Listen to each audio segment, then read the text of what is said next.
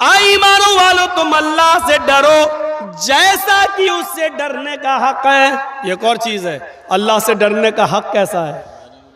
अल्लाह से डरो कैसे? अल्लाह देख रहा, ये डरने का मतलब है? अल्लाह से डरो का मतलब ये नहीं। जैसा डरने का हक है, ये हक क्या है? हक का तो काती, अरे कुछ तो मतलब होगा। आग से आप डरते हैं कि नहीं डरते हैं? आग से डरते हैं, लेकिन आग को देखकर भागते थोड़ी हैं। आग से डरने का हक क्या है? उसके अंदर हाथ ना डालो, उसके अंदर जंप ना लगाओ, यही तो डरने का हक है। जहर है आपके हाथ में, विष, लेकिन उसको आप छू भी रहे हैं, पकड़ भी रहे हैं, लेकिन डरते भी हैं उससे। और उससे डरने का हक क्या है? उसको आप इस्तेमाल ना करें, खाएं नहीं, ये उससे डरने का हक है। और शेर सामने आ गया तो आप भाग रहे हैं, क्यों? ये उससे डरने का हक है, क्योंकि नहीं भागेंगे तो फाड़ देगा। जल्दी से पेड़ पे चढ़ गए, उससे डरने का हक यही है। सांप को देख रहे हैं, उससे भी डर है, जहरीला सांप है, लेकिन उससे डरने का हक क्या है? उसके मुंह में आप उंगली न दें, उसके करीब न जाए, वरना डस लेगा और काट लेगा, ये उससे डरने का हक है। तो जैसे आप हर चीज से डरने का एक हक अदा करते हैं, अल्लाह से भी डरने का एक हक है। और अल्लाह से डरने का मतलब यह है कि अल्लाह ने जिन कामों के करने का हुक्म दिया उन कामों को करा जाए, और जिन कामों के करने पर उसने अज़ाब जहन्नम बताया है, जहन्नम का अज़ाब बताया है, उन कामों से बचा जाए। यह है अल्लाह से डरने का मतलब।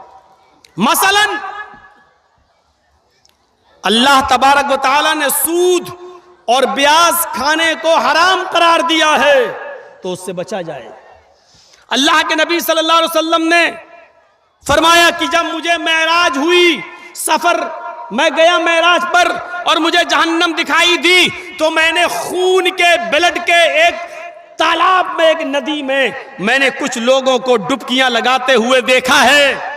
बदबूदार खून पी रहे हैं और उसी में तैर रहे हैं। वो निकलना चाहते हैं, फरिश्ता एक पत्थर मारता, जब वो किनारे पे आते वो फिर बीचों बीच में पहुंच जाते और उसी बदबूदार खून में पी रहे हैं, खा रहे हैं और उसी में हैं। मैंने पूछा मनहा ओला या जिब्रील, आए जिब्रील ये कौन लोग हैं? अल्लाह के नबी फरमाते हैं, जिब्रील ने बताया कि अल्लाह के नबी ये दुनिया में गरीबों का खून चूसा करते थे, ये दुनिया में मजबूरों का खून चूसा करते थे। 100 रुपए देते थे और 120 वसूल करते थे, 1000 देते थे 1200 वसूल करते थे, 1 लाख देते थे 1,20,000 रुपए वसूल करते थे। ये वो लोग हैं जिन्होंने गरीबों का खून चूसा है, मजबूरों का खून चूसा है। आज सूद खाने वाले हैं, आज इन लोगों को खून, बदबूदार खून के तालाब में गोता लगवाया जा रहा है, इसी खून के तालाब के अंदर इनको डाल दिया गया है। फिर अल्लाह के नबी सल्लल्लाहु अलैहि वसल्लम फरमाते हैं, सूद और ब्याज खाने वाले के 36 दर्जे हैं, 36 दर्जे हैं। एक हदीस में 70 दर्जों का जिक्र भी आता है, लेकिन 70 दर्जे वाली रिवायत 36 दर्जे वाली रिवायत से कम दर्जे की है, वो हसन है और ये सही है। 36 दर्जे हैं, 36 दर्जे यानी सूद और ब्याज खाने वाले, सूद के 36 दर्जे हैं। पूछा गया अल्लाह के रसूल हल्का दर्जा क्या है? अल्लाह के नबी ने फरमाया इन 36 दर्जों में सबसे हल्का दर्जा सूद का यह है कि कोई शख्स अपनी सगी माँ के साथ, अपनी हकीकी माँ के साथ जिना करता है, अपनी माँ के साथ जिना करता है, उसको जो गुनाह मिलेगा, उसको जो सजा मिलेगी, वो सूद और ब्याज खाने वाले की सबसे हल्की सजा होगी। इसके अलावा 35 सजाएं इससे ज्यादा, इससे बढ़कर होंगी। एक हदीस में यूं आता है कि 36 मर्तबा अपनी माँ के साथ जिना करो, 36 मर्तबा जिना करने के बाद जो सजा मिलेगी वो सूद और ब्याज के खाने वाले की सबसे हल्की सजा होगी। जिना तो वैसे ही हराम है, और फिर अपनी मां के साथ जिना, उसकी कबाहत और उसकी बुराई का अंदाजा तो आप लगा नहीं सकते। जिना तो वैसे ही गलत है, हराम है, शिर्क के बाद सबसे बड़ा गुनाह जिना। बाज़ रिवायतों में शिर्क के बाद सबसे बड़ा गुनाह कत्ल, और कत्ल के बाद जिना। जिना तो वैसे ही सबसे बड़े गुनाहों में गुनाह माना जाता है, और फिर अपनी मां के साथ जिना, ये और अपने अंदर एक बुराई रखता है। और फिर वो भी एक बार नहीं, 36 मरतबा अपनी मां के साथ कोई जिना करे, सूद और ब्याज खाने वाले का ये हल्का अजाब होगा। कितने लोगों के बैंक बैलेंस है? सभी के। कितने लोगों की LIC चल रही है? मौलाना पूछो मत। FD फिक्स डिपॉजिट, 10 साल के बाद बच्ची पैदा हुई है, हाँ ठीक है, 5 लाख रुपए इसके नाम कर दिया है, जब मेरी बेटी 20 साल की होगी 20 लाख हो जाएगा, शादी कर देंगे, शादी कर देंगे। फिक्स डिपॉजिट, सूद और ब्याज। तो अब तकवे का मतलब क्या है? अल्लाह से डरने का। अल्लाह ने जब इसको हराम करार दिया, नबी ने हराम करार दिया, तो इससे हम बच जाएं। हजरत उबई इब्न काब रजी अल्लाह ताला अन्हु से हजरत उमर फारूक ने पूछा कि आए उबई, तकवा किसे कहते हैं? सुनिए, तकवा क्या है? बार बार आया अल्लाह से डरो, अल्लाह से डरो, अल्लाह से डरो। ये डर क्या है? इस मिसाल को समझ लीजिए, पूरा तकवा समझ में आ जाएगा, पूरी तकरीर समझ में आ जाएगी। हजरत उबई ने हजरत उमर से कहा, आए उमर, तकवा नहीं जानते हो किसे कहते हैं? कि नहीं, मुझे समझाइए तकवा किसे कहते हैं। कहा, उमर, कभी जंगल में गए हो? हाँ। जंगल में कांटे ही कांटे बिछे हुए हों और आपके पैर में चप्पल ना हो और जाना भी जरूरी हो, गुजरना भी जरूरी हो, तो आप क्या करेंगे? तो हजरत उमर फारूक ने फरमाया कि मैं उन कांटों से बच बच कर चलूंगा, झाड़ियों को चीरते हुए, कांटोदार झाड़ियों को हटाते हुए कांटों से बच बच कर चलूंगा। कोशिश करूंगा कि कोई कांटा मेरे पैर में चुभ न जाए। हजरत उबई इब्न काब ने कहा, जब कांटे ही कांटे बिछे हुए हैं तो चाहे जितना कांटों से बचो, बहुत ज्यादा बचने के बावजूद एक दो चार कांटे तो पैर में चुभ ही जाएंगे। जब कांटे ही कांटे हैं तो बहुत बचने के बाद भी तो कुछ तो कांटे लग ही जाएंगे, तुम्हारे पैर में चुभेंगे। फरमाया, अगर ऐसा हो गया, पैर में 2-4 कांटे चुभ गए और ब्लड खून निकल आया, तो मैं उसकी मरहम पट्टी कर लूंगा, उसका मैं इलाज कर लूंगा, उसमें हम मरहम वगैरह लगा लेंगे। तो भाई इब्न काब ने कहा, उमर, यही तो तकवा है जो आपने मुझे बता दिया है, यही तो तकवा है जो आपने मुझे बता दिया है। कहा, मैं समझा नहीं। कहा, जिस तरह कांटे ही कांटे जंगल में बिछे हैं और जाना जरूरी है तो कांटों से बच बच के गुजर जाते हो, इसी तरीके से इस दुनिया में कदम कदम पर गुनाहों का जाल बिछा हुआ है।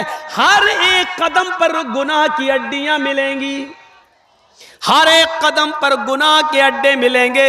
इस गुनाह दुनिया में गुनाहों का जाल बिछा हुआ है, लेकिन दुनिया से गुजरना भी जरूरी है। इसलिए आए उमर, जैसे जंगल में कांटों से बच बच के गुजर जाते हो, उसी तरीके से दुनिया में गुनाहों से बच बच के गुजर जाओ, दुनिया में गुनाहों से बच बच के निकल जाओ। जंगल में कांटों से बचने के बावजूद 2-4 कांटे लग जाएंगे तो उसकी तुम मरहम पट्टी कर लोगे। ऐसे ही दुनिया में गुनाहों से बचने के बावजूद 2-4 खताएं और गुनाह हो ही जाएंगे। इंसान होने के नाते तो उसकी मरहम पट्टी कर लिया करो। अद्दुआ वल इस्तिगफार, अल्लाह के सामने गिड़गिड़ा लिया करो और मग़फ़िरत की दुआ कर लिया करो। अल्लाह से अपने गुनाहों की तौबा और इस्तिगफार कर लिया करो, यही उसका इलाज है। ये तकवा की तारीफ बताई, ये तकवा की। ट्रेन में चल रहे हो, आपकी सीट लोअर है, नीचे वाली मिडिल बर्थ पर एक और आदमी लेटा हुआ है और उसकी ऊपर सबसे अपर बर्थ पर एक और आदमी लेटा हुआ है।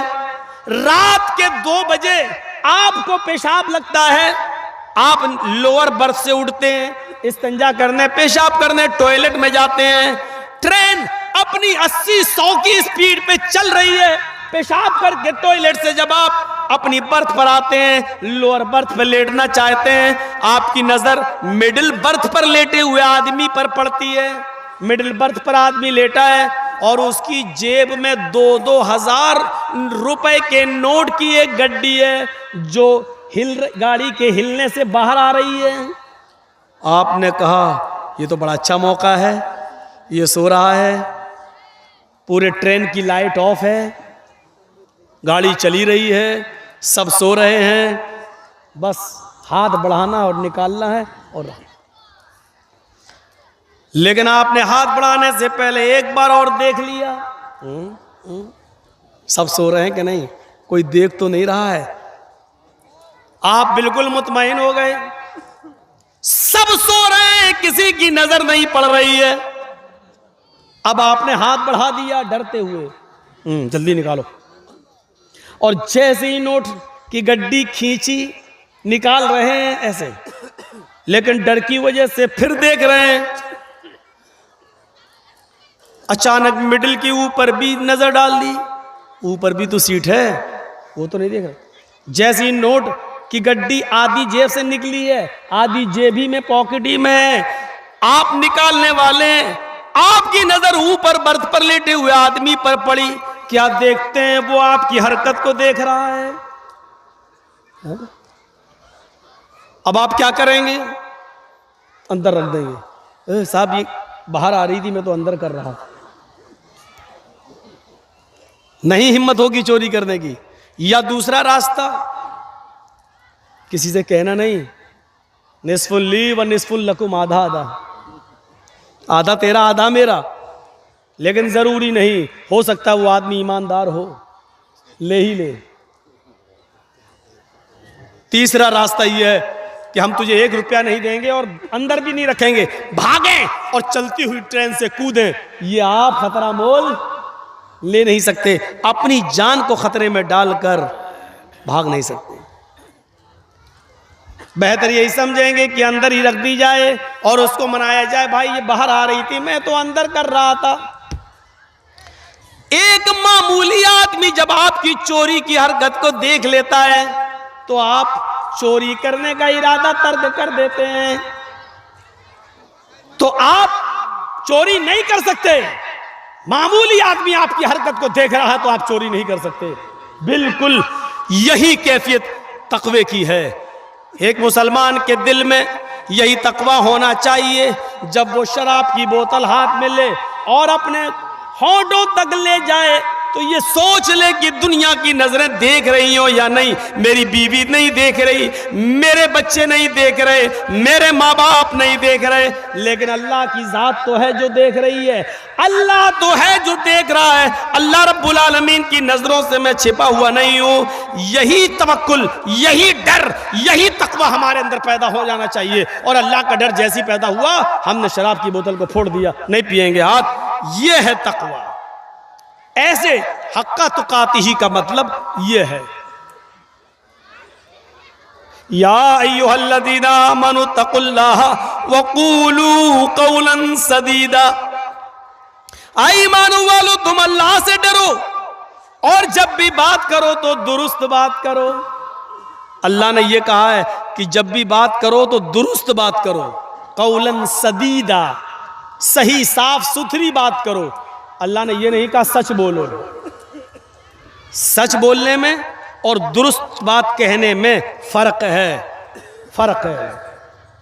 अल्लाह ने यहां यह कहा है दुरुस्त बात बोलो, कौलन सदीदा। सदीदा तस्दीदुस सहम से मुश्तक है, यानी तीर को जब कमान में लगाया जाता है और कमान से जब तीर को छोड़ा जाता है तो वो तीर बिल्कुल निशाने पर जाता है, बिल्कुल निशाने पर सीधा। जैसे आपको इस रॉड पर, इस ट्यूबलाइट पर निशाना लगाना है तो कमान से जो तीर छोड़ेंगे वो सीधे उस ट्यूबलाइट पर लगेगा, इधर उधर नहीं होता है वो तीर। जैसे आपने छोड़ा वैसे ही वो गया सीधे। तो जैसे तीर निशाने पर लगता है वैसी आपकी बात बिल्कुल साफ सुथरी और बेलाग होनी चाहिए। कहने वाला जो कह रहा है, पूछ रहा है, उसी के मुताबिक होनी चाहिए। मसलन मौलाना जर्जीस साहब को पुलिस ढूंढ रही है और पहचानती नहीं है, और मेरे पास आके कहती है मौलाना जर्जीस को देखा, और मुझे से पूछ रही है। मैं 2 कदम हट गया, यहां था, यहां आ गया। जी क्या कह रहे हो? अरे मौलाना जर्जीस को देखा? हाँ हाँ अभी तो यहां थे। सही बोला कि गलत बोला है? आप लोगों से मैं पूछूंगा, ये सही बोला कि गलत बोला? सही बोला, लेकिन शरीयत कहती है ये गलत बोले। ये सही तो है, सच तो है, लेकिन दुरुस्त नहीं है। उसने आपसे कहा कि मौलाना जर्जीस को देखा। मौलाना जर्जीस तो आप ही हैं, और आप ये जानते हैं कि ये मुझी को पूछ रहा है, तो फिर आपको ये कहने की जरूरत नहीं है कि अभी तो यहां थे। अब ये झूठ में लिखा जाएगा। मसलन मेरा बिजनेस मालदा से चलता है, और कोई आदमी मुझसे पूछे यार मौलाना साहब माल लेके कहाँ जाते हो, कहाँ बेचते हो? मैंने बताना नहीं चाहता। भाई मैं बताऊंगा तो तुम भी शुरू कर दोगे, कंपटीशन हो जाएगा। हम नहीं चाहते कि मेरे बिजनेस में कोई और भी इंटरफियर कर सके। आपने मुझसे पूछा मौलाना साहब कल कहाँ थे? आप जानना चाह रहे हैं मेरे जगह के बारे में, आप जानना चाह रहे हैं मेरे बिजनेस के बारे में। अरे मौलाना साहब कल माल लेकर कहां गए थे, कल कहां थे? और मैंने कह दिया जमीन के ऊपर आसमान के नीचे। मैंने क्या कहा? जमीन के ऊपर आसमान के नीचे। मैं जहां भी था तो जमीन के ऊपर ही रहा था, और जहां भी था तो आसमान के नीचे ही था। आपकी नजर में ये बात सही हो सकती है, लेकिन शरीयत की नजर में ये बात सही नहीं है, क्योंकि वो भी जानता है कि जमीन के ऊपर और आसमान के नीचे। वो जानना चाहता है कि आप किस शहर में थे, किस बस्ती में थे, कहां थे, और आप बताना नहीं चाहते। आप साफ कहिए मैं आपको बता नहीं सकता, मैं कहां था ये मैं आपको नहीं बता सकता। कोई गुनाह नहीं है, आप सही बोल दीजिए मैं कहां था मैं आपको नहीं बताना चाहता। आप मुझसे बार बार मत पूछे, मैं आपको नहीं बताऊंगा, बस बात खत्म कर दीजिए। लेकिन आप चाहते हैं कि वो बुरा भी ना माने और मैं झूठा भी नहीं हूं, और आप ऐसा बीच का रास्ता निकालें, ऐसा बीच का रास्ता। और ऐसे लोगों ने बहुत से रास्ते निकाले थे। आपको मालूम है चारों बुजुर्गों में से एक बुजुर्ग, चारों इमामों में से एक इमाम ऐसे भी गुजरे हैं कि हम नाम नहीं लेंगे, आप लोग अंदाजा लगा लीजिएगा कि उनके जमाने में एक आदमी और उसकी बीवी बहुत ज्यादा हांडी चाटती थी, हांडी चाटती थी। गोश्त तो पकने के बाद ऐसे लेके हांडी चाटती थी। हाँ, उसको बड़ा शौक था हांडी चाटने का, और शौहर को ये बहुत बुरा लगता था। शौहर ने उसको बहुत समझाया लेकिन वो नहीं मानी। एक दिन गुस्से में कह दिया कि अगर तूने अब हांडी चाटी तो तुझ पे 3 तलाक। वो आदत कहां बदलती किसी की। 2-4 दिन तक तो बेचारी नहीं चाटी, 5-6वें दिन उसने फिर चाट ली, भूल गई। अब उस इलाके के सारे मौलवियों ने फतवा दे दिया कि तलाक हो गई। कहा क्यों? कहा उसने हांडी चाट ली। कहा सबसे बड़े बुजुर्ग से पूछ लिया जाए, वहां से डिग्री ले ली जाए, सर्टिफिकेट ले लिया जाए। उनके पास पहुंचे साहब, सब लोग, ये भी पहुंचा। तो मैं चाहता नहीं हूं कि मेरी बीवी मुझसे जाए। मैं उन्होंने कहा ये बताओ, सारे मौलाना कह रहे हैं तलाक हो गई। कहा अच्छा ये बताओ बेटी तुमने हांडी कैसे चाटी? रास्ता निकल रहा। कहा नहीं जैसे चाटते वैसे ही चाटी, ऐसे लेके हैं। फरमाया कि तलाक हुई नहीं। कहा क्यों? सारे मौलाना चढ़ बैठे, तलाक नहीं हुई। उसने कहा हांडी चाटी तो तुझ पे 3 तलाक। बुजुर्ग मोहतरम कहते हैं उसने हांडी चाटी कहाँ है? उसने तो उंगली चाटी है। शौहर ने तो ये कहा था कि अगर तूने हांडी चाटी तो तलाक। उसने हांडी ऐसे उठा के चाटी होती तो तलाक होती। उसने हांडी नहीं चाटी, उसने हांडी से शोरबा निकाल के उंगली चाटी है, इसलिए तलाक नहीं हुई। वाह वाह, क्या ही दिमाग है, वाह क्या समझदारी है ये। इसीलिए बुजुर्ग वो ले गया अपनी बीवी को उठा के। तो ये देखिए, जबकि उसके दिल की नीयत यही थी, वो पहले भी ऐसी ही चाटती थी, पहले भी उंगली ही चाटती थी, पहले भी वो हांडी नहीं चाटती थी, और उसको यही चीज बुरी लगती थी। और उसके कहने का मकसद ही ये था, अगर आइंदा तूने ऐसा किया तो तुझ पर तीनों तलाक। लेकिन रास्ता निकाल दिया गया, रास्ता निकाल दिया गया। ये सच तो हो सकता है लेकिन दुरुस्त नहीं। कुरान करीम ने तक़वे की बुनियाद बताई है, या अय्युहल्लज़ीना आमनू तक़ुल्लाह, ऐ ईमान वालो अल्लाह से डरो। और डर की बुनियादी चीज क्या है? क़ूलू क़ौलन सदीदा, जब भी किसी से बात करो तो दुरुस्त बात करो, साफ सुथरी बात करो, बेलाग बात करो। उस बात में टेढ़ापन नहीं होना चाहिए, उस बात में हेर फेर नहीं होनी चाहिए। जो बात करो वो बिल्कुल दुरुस्त बात करो, सीधी सीधी बात करो, सीधी सीधी। हाँ, यह है तक़वे की बुनियाद, इसको कहा जाता है तक़वा। ऐसे बेशुमार वाक़यात हमारी जिंदगी, सहाबा किराम की जिंदगी में मिलेंगे। कुरान कहता है, इन्ना अकरमकुम इंदल्लाहि अत्काकुम, तुम में सबसे बड़ा बुजुर्ग वो है, सबसे बड़ा वो है जो अल्लाह से सबसे ज्यादा डरता है। कुरान की आयत हमें बतला रही है, जो अल्लाह से जितना ज्यादा डरेगा वो उतना बड़ा बुजुर्ग होगा। बुजुर्गी, इकराम और उसको इज्जत उसी को सबसे ज्यादा मिलेगी जो अल्लाह से सबसे ज्यादा डरेगा। मेरे भाइयों, अबू बकर सिद्दीक अल्लाह से डरा करते थे। मोहम्मद रसूलुल्लाह के डर का हाल तो ये था, बुखारी पढ़िए। अपनी बीवी आयशा की रान पर, इस पे गोद, इस पे पैर के, ये रान बोलते, रान, इस पर आप लेटे हुए हैं अम्मी आयशा की गोद में। और अचानक आपने अपनी लौंडी को आवाज दी, अपनी खादिमा को, काम करने वाली को आवाज दी। वो घर के बाहर है, सुन लिया लेकिन नहीं आई। दोबारा आवाज दी, सुन लिया लेकिन नहीं आई। तीसरी बार आवाज दी, उसने सुन लिया लेकिन नहीं आई। कहा, आयशा जरा देखो तो कहां चली गई।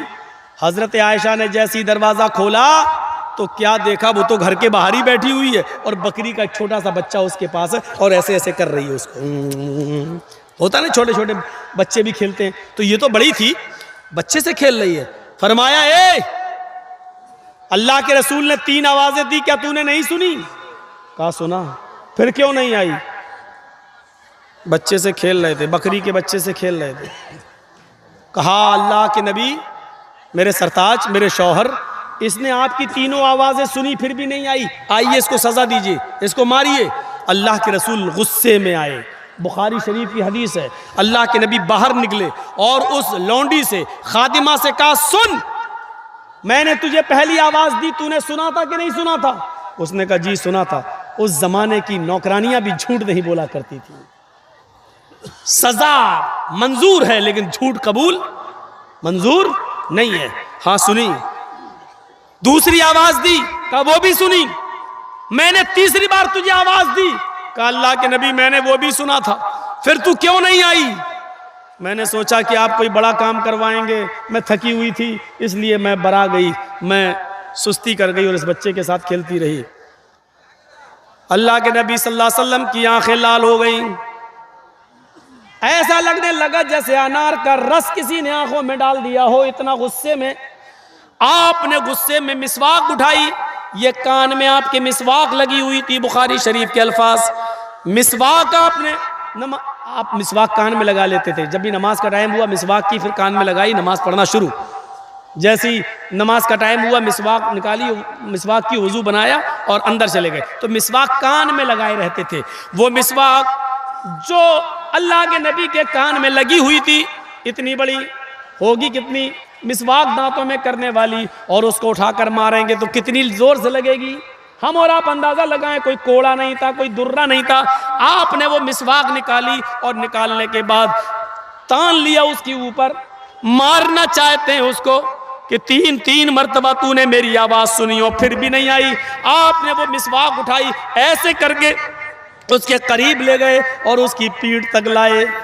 1-2 इंच जब पीठ रह गई, 1-2 इंच का फासला रह गया, तो आपने मिसवाक रोक ली और मिसवाक कान में लगाई और रोते हुए आंखों में आंसू आ गए। रोते हुए आप फिर अपने हुजरे में चले आए।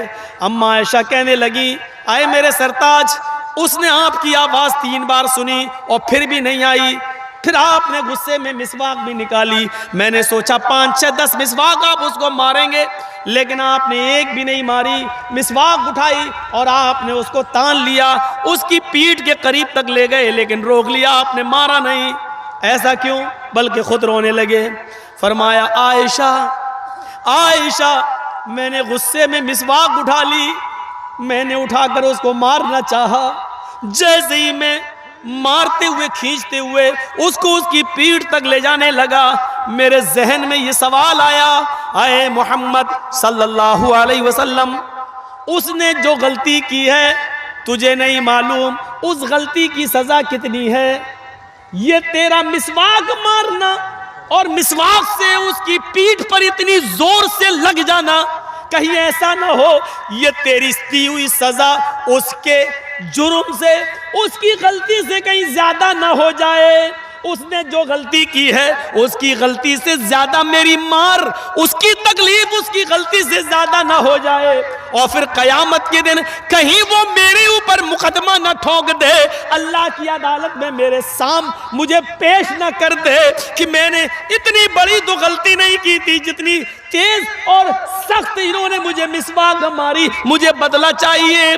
जैसे ही कयामत के दिन सवाल और जवाब का एहसास मेरे दिल में आया, मैंने मिसवाक रोक ली। आयशा, मैं जिंदगी भर लोगों को माफ करता आया, फिर मैं अपनी खातिमा और लौंडी को कैसे माफ ना करूं? मैंने तो बड़े बड़े मुजरिमों को माफ कर दिया, तो फिर मैं इस खातिमा को कैसे माफ ना करूं? मुझे इस एहसास ने कि मेरी दी हुई सजा कहीं इसकी गलती से ज्यादा ना हो जाए, इसलिए मैंने रोक लिया। ये तकवा था, इसको कहते हैं तकवा, इसको कहते हैं परहेजगारी। एहसास क्या आ गया कि कहीं इसकी गलती से बढ़कर मेरी सजा, मेरी दी हुई सजा ना हो जाए और कयामत के दिन मुझसे हिसाब न ले लिया जाए। रोक लिया, अपने आप को एहसास पैदा करके रोक लेने का नाम तकवा है। ये नबी अकरम का तकवा था। उधर आइए, अबू बकर सिद्दीक का तकवा देख लीजिए। हजरत अबू सईद खुद, हजरत अबू बकर सिद्दीक का तकवा देखिए। उनका भी एक गुलाम था।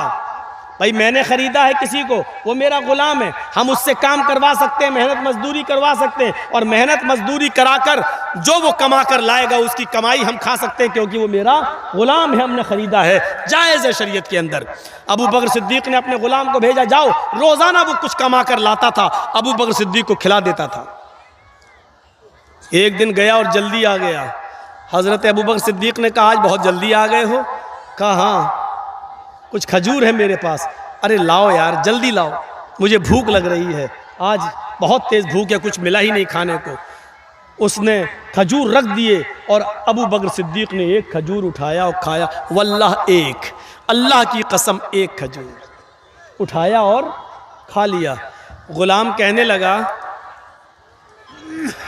अबू बकर से, अमीरुल मोमिनीन, रोज़ाना आप हमसे पूछा करते थे आज क्या करके आए हो, कितनी मेहनत की, और जब देख लेते थे कि ये मजदूरी हलाल है या हराम तब आप खाते थे, और आज तो आपने पूछा ही नहीं।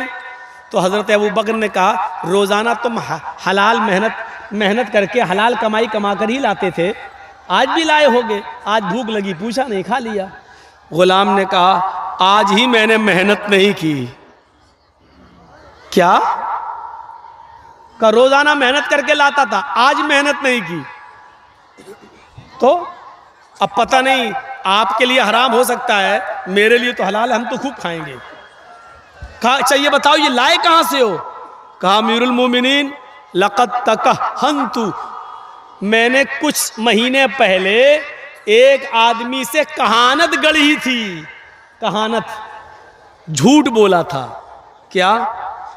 वो अपनी बीवी के साथ जा रहा था, बीवी के पेट में बच्चा था, पेट बड़ा था, तो मैंने उसके पेट के बड़ेपन को देखा, तो मुझे तो मालूम नहीं था कि लड़का था कि लड़की। तो मैंने अपने दोस्त से कहा कि भाभी को लड़का होगा, ऐसे ही कह दिया मैंने। अच्छा, तो उसने पूछा तुम्हें कैसे मालूम? तो मैंने उससे कहा अरे मैं तो बहुत पहुंचा हुआ आदमी हूं, पेट देख के और औरत की चाल चलने से, उसके कदम से मैं पहचान लेता हूं कि पेट में लड़का है कि लड़की। जा, लड़का होगा। आज 5-6 महीने के बाद उसको लड़का ही हुआ है। मैंने तो धूल में लाठी मारी थी और लग गई निशाने पर। मैंने तो ऐसे ही झूठ बोल दिया था और वो सच्ची हो गई। तो वो खुशी में लेके आया, मुझे बहुत बड़ा पीर समझने लगा, बाबा समझने लगा। लो, तुमने सही बताया था वो खजूर, आज मुझे काम ही नहीं करना पड़ा, मैं मेहनत किए बगैर इधर आ गया। खाइए। हजरत अबू बकर सिद्दीक कहते हैं ये बात तुमने मुझे पहले क्यों नहीं बताई?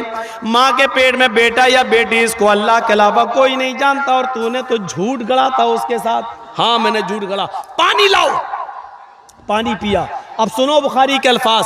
हजरत अबू बकर सिद्दीक पानी पी गए, 1 गिलास 2 गिलास पानी पिया, फिर ये 3 उंगलियां हलक में डाली, आ करके कै किया, थोड़ा सा खजूर बाहर निकला, फिर पानी पिया, फिर उंगली डाली, फिर कै किया, फिर थोड़ा सा खजूर बाहर निकला, फिर पानी पिया, फिर उंगली डाली, फिर कै किया। उस वक्त तक पानी पीते रहे और उल्टी करते रहे, वॉमिटिंग करते रहे और खजूर निकालते रहे, जब तक यकीन नहीं हो गया कि जितना खजूर मैंने खाया था सारा मेरे पेट से निकल गया। जब यकीन हो गया कि हाँ निकल गया होगा, तब खामोश हुए और क्या कहते हैं? जो हराम का एक लुकमा खाता है, जो हराम का एक लुकमा खाता है, अल्लाह ताला उसके दिल पर सियाह नुक्ता बिठा देता है, अल्लाह ताला उसके दिल पर एक काला नुक्ता बिठा देता है। अगर वो तौबा कर लेता तो अल्लाह उस नुक्ते को मिटा देता है, और अगर वो तौबा नहीं करता है तो वो नुक्ता बढ़ते बढ़ते बढ़ते बढ़ते पूरे दिल को काला कर देता है।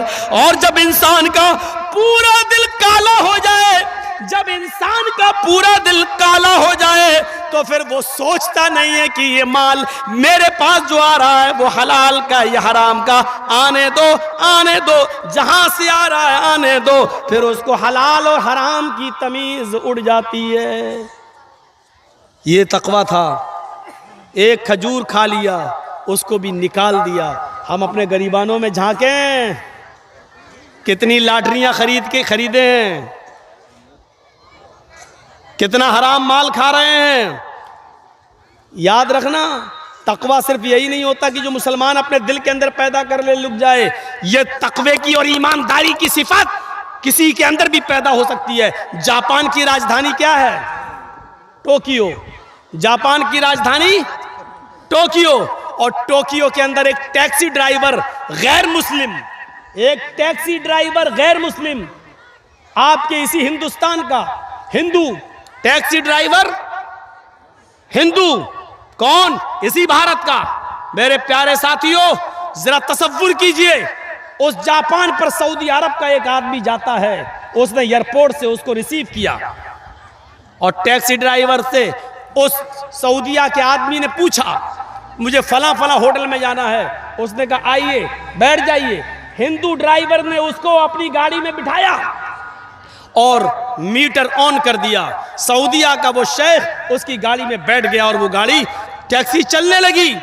उसने मीटर डाउन कर दिया, थोड़ी देर के बाद उसने मीटर उठा दिया, थोड़ी देर के बाद उसने मीटर ऑफ कर दिया, और फिर काफी दूर 5-6 किलोमीटर के बाद फिर वो किसी चौराहे पर आया, और आने के बाद उसने फिर मीटर को डाउन कर दिया और फिर वहां से लेके चला, और चलने के बाद उसको उसके होटल पे पहुंचा दिया। मीटर में पैसा काफी आ चुका था, लेकिन उसने सिर्फ जितने दिरहम मांगे, जितने रुपए मांगे, सऊदी शेख ने उसको उतने रुपए दिए।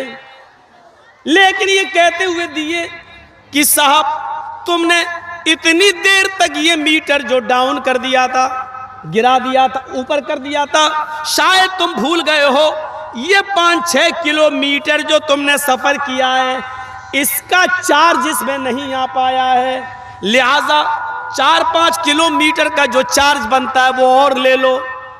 उस आदमी ने, टैक्सी ड्राइवर ने जो जवाब दिया वो है मुसलमानों, हिंदू ही सही लेकिन उसका ये तमाचा हमारे मुंह पर आज भी पड़ रहा है और पड़ता रहेगा। उसने वो जवाब दिया, नहीं साहब, मैंने मीटर जानबूझकर ऊपर कर लिया था इसलिए कि आपने मुझे जिस होटल में जाने के लिए कहा था, मैं धोखे से रास्ता क्रॉस करके जिस चौराहे से मुझे मुड़ना था मैं मुड़ नहीं पाया, मैं आगे निकल गया। अब मुझे लौट कर मैं उस चौराहे पे आ नहीं सकता था, उसकी पेनाल्टी बहुत ज्यादा थी। फिर मुझे एक लंबा चक्कर 5-6 किलोमीटर का लगाना था, उसके बगैर मैं उस चौराहे पर नहीं आ सकता था। लिहाजा मैंने उतनी दूर के लिए मीटर मैंने ऊपर कर दिया ताकि इसका बिल ना आए। जब गलती मेरी थी तो उसका चार्ज मैं आपसे क्यों लूं? जब गलती मेरी थी तो उसका चार्ज मैं आपसे कैसे लूं? ये मेरे धर्म ने नहीं सिखलाया, ये मेरी मानवता ने मुझे नहीं सिखलाया, लिहाजा जो चार्ज बनता है वो मैंने आपसे ले लिया। इस सफर में मैं नुकसान में गया हूं, मेरा फायदा नहीं हुआ, लेकिन मैं अपनी गलती का चार्ज आपसे नहीं ले सकता हूं। बहुत देने की कोशिश की। उसने कहा मैं इंडिया से यहाँ हलाल कमाई कमाने के लिए आया हूँ, मैं जितना कमाऊंगा उतना ही मैं यहाँ से लेके नहीं जाऊंगा, लिहाजा मैं इतना ही लूंगा। उस हिंदू की इस ईमानदारी को मैं सलाम कहता हूँ। मेरे भाइयों, उसने उसी तालीम पर अमल किया जो तालीम जनाब मोहम्मद रसूलुल्लाह सल्लल्लाहु अलैहि वसल्लम ने बताई। याए मालदा के और इस इलाके के टैक्सी ड्राइवरों, रिक्शा चलाने वालों, जरा गौर करो कि ईमानदारी सिर्फ तुम्हारे पास ही नहीं है, तकवा गैरों के पास भी है और हमसे ज्यादा भी उनके अंदर है। फर्क इतना है कि उनको तकवे पर सवाब नहीं मिलता है लेकिन इंसानियत वो कायम रखते हैं। हम जिस मसलक और जिस मजहब से जुड़े वो हमें तकवे पर इनाम भी देता है, सवाब भी देता है और उस पर हमें खुशी भी होती है। इसलिए हमें और आपको ईमानदारी के साथ तकवा अपनाना चाहिए, अपनी जिंदगियों के अंदर तकवा पैदा करना चाहिए।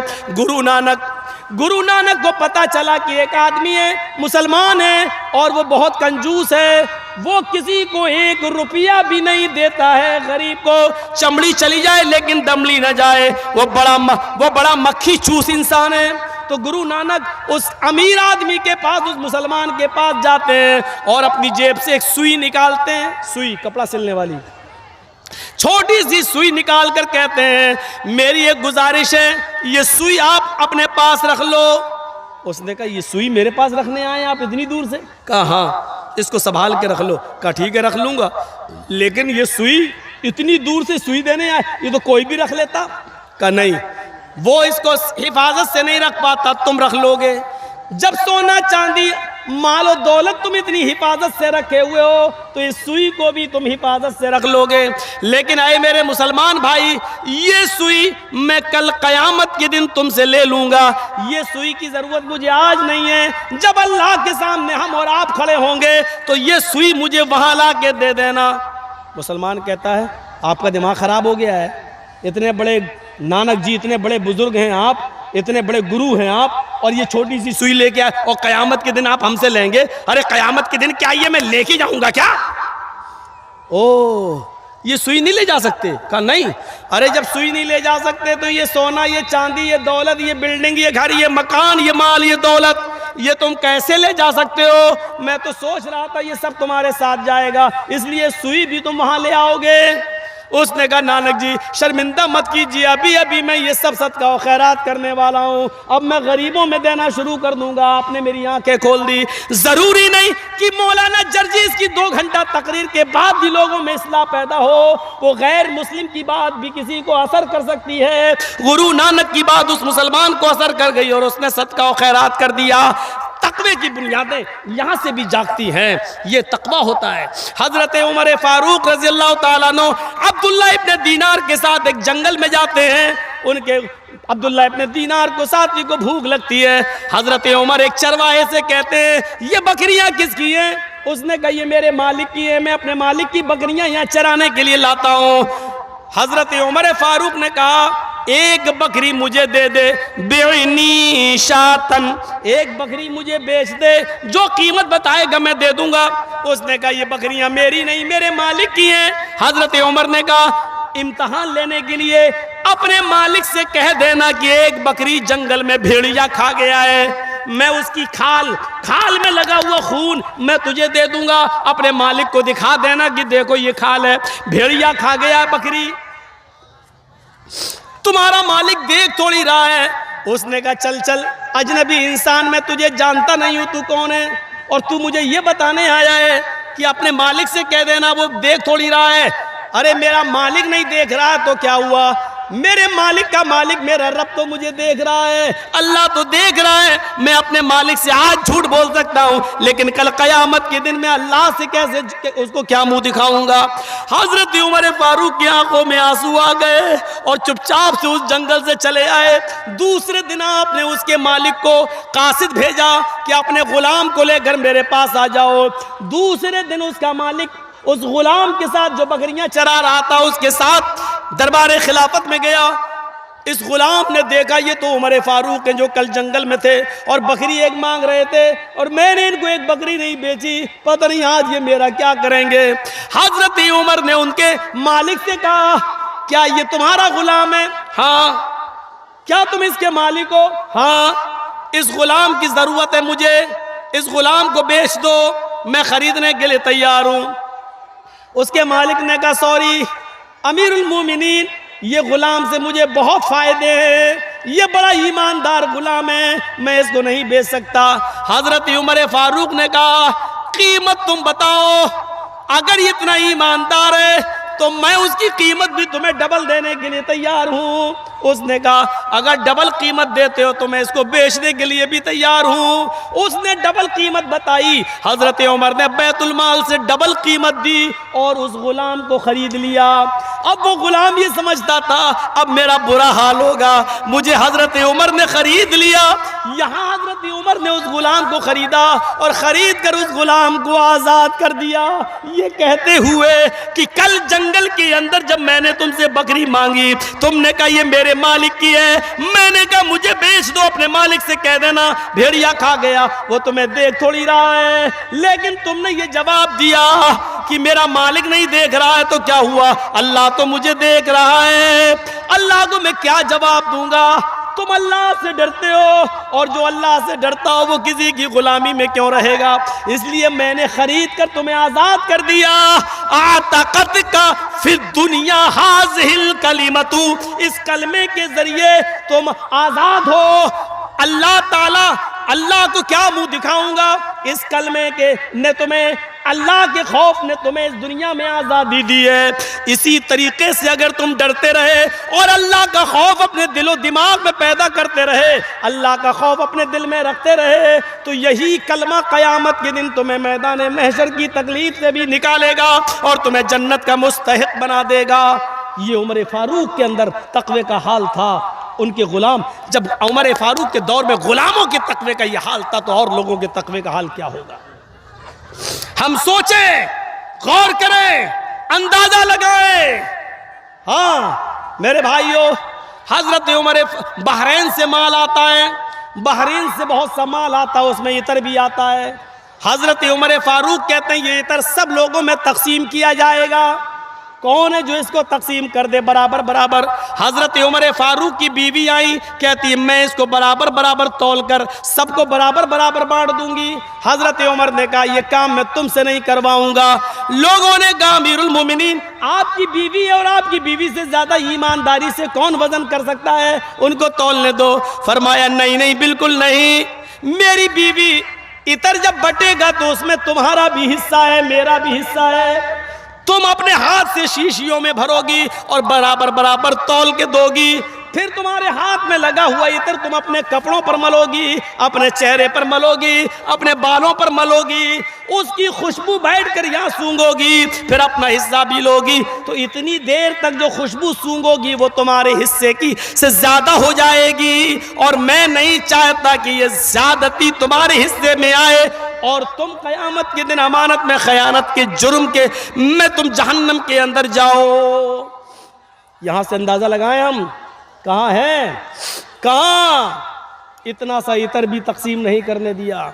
हजरत उमर इब्ने अब्दुल अजीज की बीवी हामिला है, उमर इब्ने अब्दुल अजीज की बीवी हामिला है, पेट में बच्चा है। मेरी माँ सुनो तुम्हारे मतलब का वाक़या है, मेरी बहनों सुनो तुम्हारे मतलब का वाक़या है। हजरत उमर इब्ने अब्दुल अजीज की बीवी के पेट में हमल है, लेकिन 4 दिन से खाने को कुछ नहीं मिला।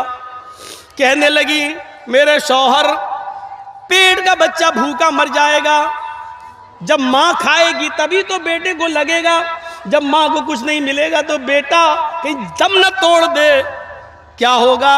कम से कम मेरी फिक्र ना करो तो इस बच्चे की फिक्र करो। हाँ मेरी बीवी, अभी तनख्वाह मिलने में देर है, अभी तनख्वाह में देर है, अभी महीना पूरा होने में देर है, जब महीना हो जाएगा तो मुझे बैतुल माल से वजीफा मिल जाएगा, रुक जाओ कुछ दिन सब्र कर लो, कुछ दिन। इस दिन में इस बच्चे का क्या होगा। 4 दिन भूख और प्यास से बर्दाश्त करने के बाद अपनी लौंडी अपनी खादिमा को रात में भेजती हैं बैतुल माल चली जाओ, एक प्याला दूध ले आओ, उससे ये कह देना जब महीना पूरा हो जाएगा, जब महीना पूरा हो जाएगा और मुझे बैतुल माल से जो वजीफा मिलेगा तो एक प्याला दूध आपको वापस कर दिया जाएगा, अभी उधार दे दो कुछ दिनों के लिए। उमर इब्ने अब्दुल अजीज की बीवी के पेट में बच्चा है, डर है कि कहीं वो बच्चा मर न जाए पेट के अंदर, इसलिए एक प्याला दूध उधार दे दो ताकि वो पी ले और उस बच्चे की जान बच जाए। खादिमा लौंडी बैतुल माल जाती है, बैतुल माल के कैशियर ने एक प्याला दूध उधार दे दिया, चलो जब महीना पूरा होगा बैतुल माल से जब वजीफा मिलेगा तो ये दूध वापस आ जाएगा। वो चलता ही है, हमने आपको उधार दे दिया आपने मुझे, लेकिन ये दूध का प्याला लेकर जब अंदर आती है, आगे सुनो तकवा देखो, जब दूध का प्याला लेकर ये अंदर जाती है तो उमर इब्ने अब्दुल अजीज कुएं के पास बैठकर वुजू बना रहे थे, तहज्जुद की नमाज पढ़ने के लिए उठे थे। उन्होंने दरवाजे से आते हुए किसी को देखा तो कहने लगे कौन। लौंडी समझ गई अब तो पकड़ी गई मैं, कहने लगी मैं आपकी खादिमा, तुम वहां कहां से आ रही हो रात में। कुछ नहीं, कहीं नहीं गई थी। ये तुम्हारे हाथ में क्या है जिसको तुमने ओढ़नी से छिपा रखा है। उमर इब्ने अब्दुल अजीज आगे बढ़ते हैं, कहने लगी कुछ नहीं है, पानी है, आपकी बीवी पानी पीने के लिए मंगा रही है, पानी पीने के लिए मंगा रही है तो कुआं तो यहां था, तुम दरवाजे के ओर से आ रही हो, दिखाओ जरा ओढ़नी हटाओ। ओढ़नी हटाती हैं तो देखते क्या है इसमें एक प्याला दूध है। उमर इब्ने अब्दुल अजीज कहते हैं एक प्याला दूध ये कहां से लाई हो। सच सच बता दिया बैतुल माल से लाई हूं। किसके लिए लाई हो। आपकी बीवी के लिए लाई हूं। क्यों। कहा अमीरुल मोमिनीन मेरे आका, आपकी बीवी ने कई दिनों से कुछ नहीं खाया और इस हाल में पेट में जिसके बच्चा हो और कुछ ना खाए तो बच्चे के मर जाने का डर होता है। अमीरुल मोमिनीन अपनी बीवी पर जुल्म न करो, अल्लाह के वास्ते एक प्याला दूध उसको पी लेने दो, शायद उसको ताकत आ जाए और बच्चा जिंदा रहे। हजरत उमर इब्ने अब्दुल अजीज ने वो दूध का प्याला छीन लिया, फरमाया आए मेरी बीवी, ये एक प्याला दूध का ये बैतुल माल से आया है और बैतुल माल तमाम मुसलमानों की जिम्मेदारी पे चलता है, सबका हक है। इस एक प्याला दूध लेने के लिए मुझे तमाम मुसलमानों को बिठाकर मीटिंग करना पड़ती है, फिर फैसला होता है कि दिया जाए कि न दिया जाए। सब राजी होते हैं तो एक प्याला दूध उधार मिलता है, वरना नहीं। ये मेरी इजाजत के बगैर कैसे आ गया है। क्या तुम इस बच्चे को चोरी का दूध पिलाओगी। क्या ये बच्चा चोरी के दूध से जिंदगी पाएगा। मुसलमानों की अमानत में खयानत वाला माल इस बच्चे की ताकत बनेगा। ये दूध तुम्हें नहीं मिलेगा। कहा अमीरुल मोमिनीन अल्लाह के वास्ते एक प्याला दूध मैंने उधार मांगा है, बाद में जमा कर दूंगी, अगर नहीं मिला तो ये बच्चा मर जाएगा। जवाब सुनिए, ऐ मेरी बीवी, इस बच्चे से कह दो जो तेरे पेट में पल रहा है, इस बच्चे से कह दो बेटा, अगर मुसलमानों की अमानत में खयानत के माल से तेरी जिंदगी बचती है तो नहीं चाहिए मुझे ये बच्चा, मरता है तो मर जाने दो, गिरता है तो गिर जाने दो, मुझे अपने बच्चे की जो पेट में तेरे मरना गवारा है उसकी मौत गवारा है, लेकिन मुसलमानों की अमानत में खयानत गवारा नहीं है, इस बच्चे को चोरी का दूध पिलाना गवारा नहीं है, नहीं चाहिए मुझे ये बच्चा। मेरे भाइयों, ये तकवा था। कौन सा तकवा था, कौन सी बुजुर्गी थी? आज ये सारी चीजें हमारे अंदर से कहां चली गई? आज हमारे अंदर से ये तकवे की बुनियादें कैसे निकल गई? यही उमर इब्ने अब्दुल अजीज है। सारे बच्चों ने ईद के नए कपड़े बना लिए, उमर इब्ने अब्दुल अजीज के बेटे के पास नया कपड़ा नहीं है। कल सुबह ईद है, बीवी कहती है हम पुराने कपड़े पहन लेंगे, आप पुराने पहन लेना, लेकिन बेटे के लिए तो नए कपड़े का इंतजाम करो। सबके बच्चे नए कपड़े पहनेंगे और आपका बच्चा पुराने कपड़े। एक महीने की तनख्वाह एडवांस ले लो।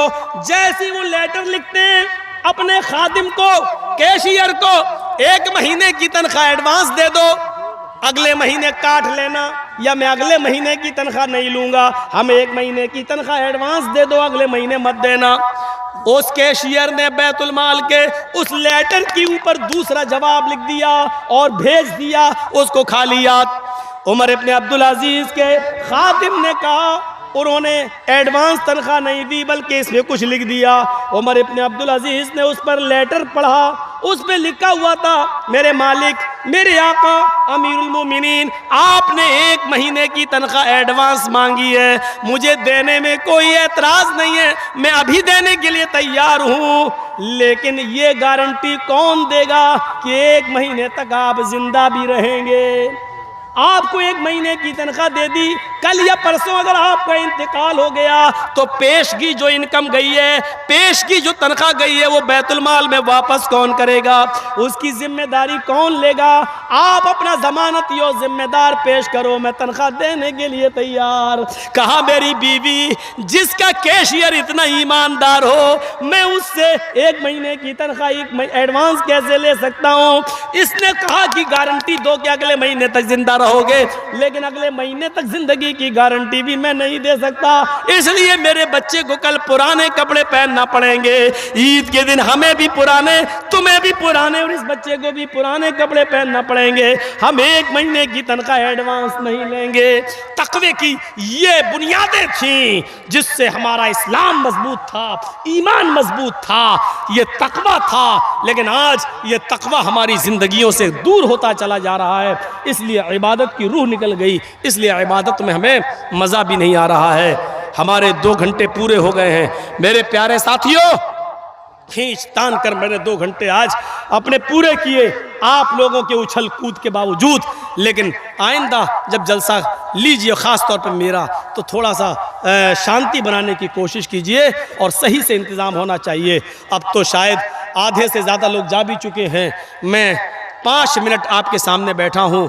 मेरी गुजारिश है आपसे, इस मदरसे के लिए जो भी आप ताउन देना चाहें, मेरे हाथ में देने से अगर खुशी हो रही है तो मेरे हाथ में लाकर भी दे सकते हैं। अल्लाह ताला हमारे दिलों में तकवा पैदा फरमाए, हमें अपनी इबादतों को दुरुस्त करने की तौफीक अता फरमाए। और अल्लाह, हम तुझसे दुआ करते हैं कि जब तक तो हमें ज़िंदा रख, इस्लाम पर ज़िंदा रखना, और जब हमारा ख़ात्मा होती ईमान पर हमारा ख़ात्मा फरमाना। वमा अलैना इल्लल बलागुल मुबीन व आखिरु दावाना अनिल हम्दुलिल्लाहि रब्बिल आलमीन। अस्सलामु अलैकुम व रहमतुल्लाहि व बरकातुहू।